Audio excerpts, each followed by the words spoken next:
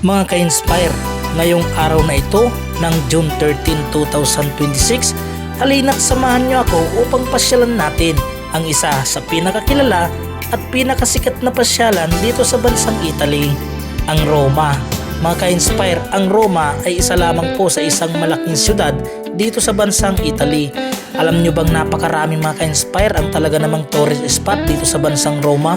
Kaya naman sa pagkakataong ito mga ka-inspire na mahaba-haba pa ang aking bakasyon ay aking pupuntahan ito. So nandito na nga ako mga ka-inspire sa train station at ako nga mga ka-inspire ay naghihintay na ng train na aking masasakyan. Sa totoo lang mga ka-inspire, napakaganda at napakaayos lang talaga ng kanilang train station dito. Hindi mo mararamdaman kahit gaano pa kalayo ang travel mo. Dahil alam mo ba, sa loob ng train mga ka-inspire ay napakaaliwalas, kakaunti lang din ang mga pasahero. Oo mga ka-inspire, ang haba po ng biyahe ko dahil 5 oras mga ka-inspire ang biyahe ko. Pero hindi mo mararamdaman yung pagod mo dahil relax na relax ka naman habang ikaw ay nagtatravel. Sa totoo lang, meron naman sana tayong ganitong uri ng transportasyon sa Pilipinas kung ang mga tax ng mga Pilipino ay napupunta lamang sa tama at hindi ninanakaw ng mga buhayang gobyerno. Yo, what's up sa inyo mga ka-inspire? So dito magsisimula ang pag-explore natin dito sa Roma, Italy.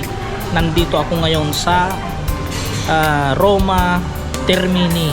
Itong Roma Termini mga ka-inspire ay parang ito na yung pinakasentro ng terminal station ng mga tren dahil nandito mga ka-inspire yung maraming tren connecting papunta sa mga probinsya ng Italy.